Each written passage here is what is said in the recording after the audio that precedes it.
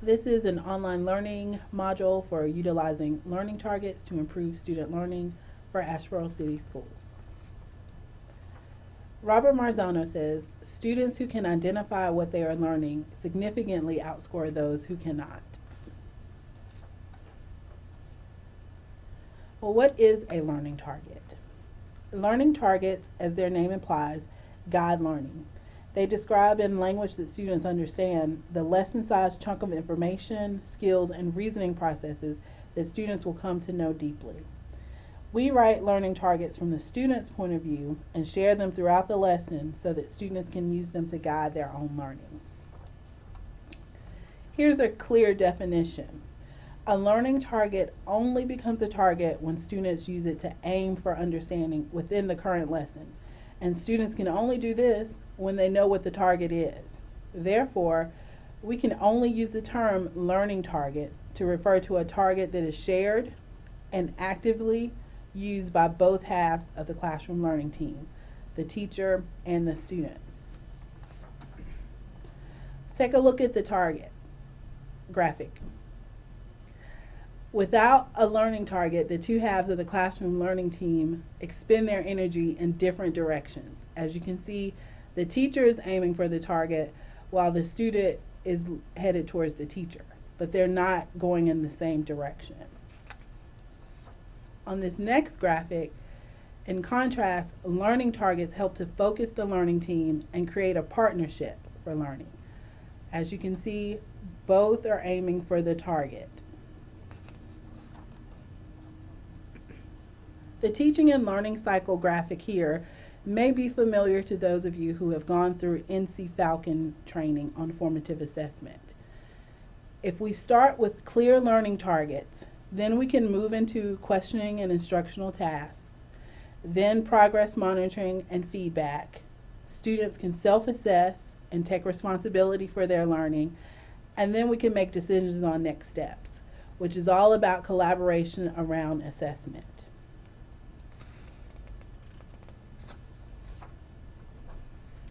What's the big deal?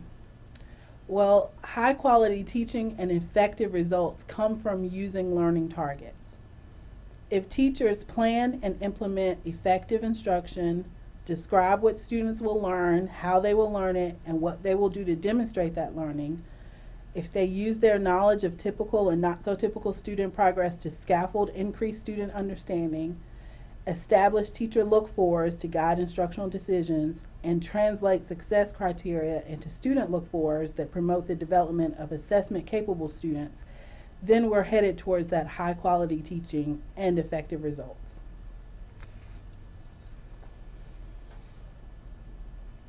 Confident, motivated, and accountable learning partners.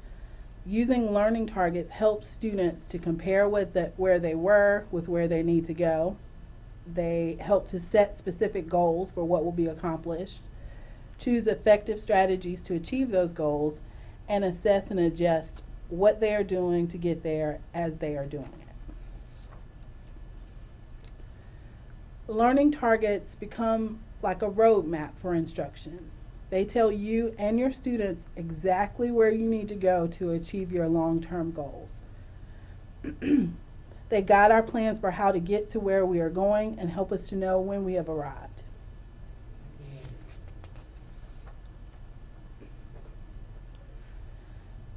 A learning target guides everything the teacher does to set students up for success.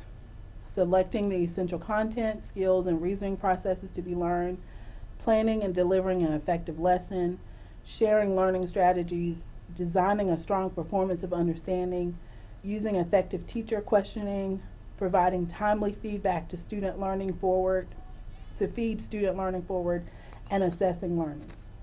The combined effort of these actions on student achievement depends on the target's clarity and degree of challenge.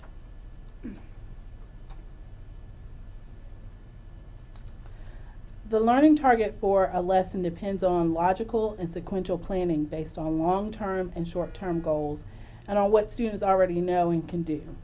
The crucial questions become, what did students learn in yesterday's lessons? How well did they learn it? Where are they confused? Where is their learning headed in upcoming lessons? What can they use meaningfully? A lesson should never ask students to do more of the same. Each lesson should have a specific purpose, a reason to live. If the adults in the school cannot define and share that purpose, then the blind are leading the blind. If neither half of the learning team, students nor teachers, knows where the learning is headed, then neither one can make informed decisions about how to get there. This graphic again shows you that roadmap of learning.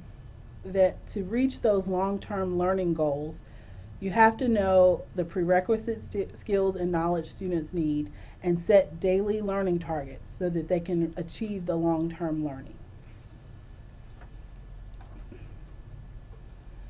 An effective lesson contains a performance of understanding that requires students to aim for the target, deepen their understanding, and produce evidence of what they know and can do in relation to the target. This performance of understanding could take 5 minutes or the entire lesson, but every lesson needs one. Remember, it isn't a learning target unless both halves of the learning team see it and aim for it.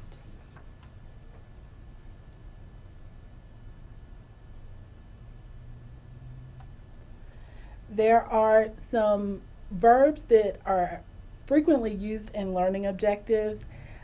This is a snippet of some of those verbs, like activate, describe, manage, modify, name.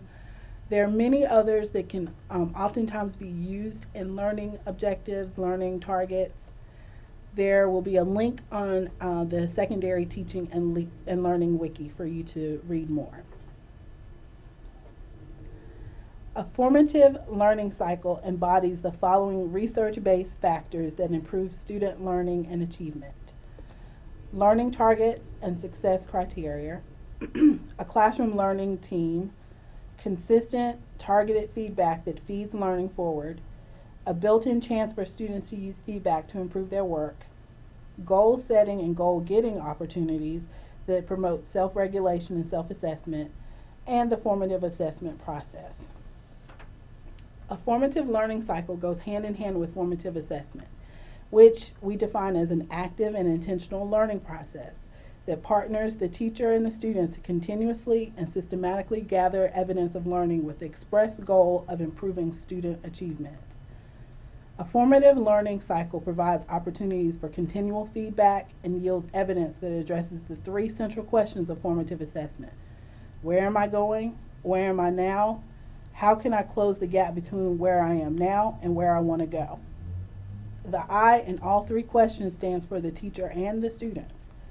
A formative learning cycle makes teaching and learning visible in ways that raise student achievement. No one in the lesson is flying blind.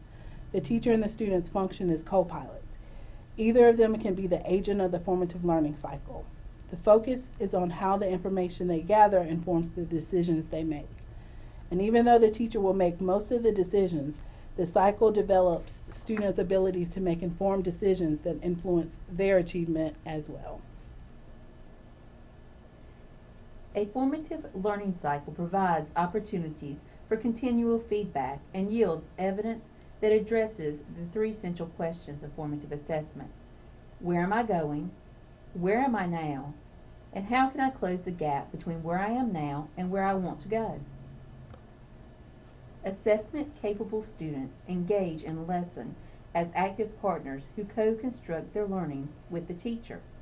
They understand and continually use student look-fors, the success criteria for today's lesson, to recognize how well they are doing.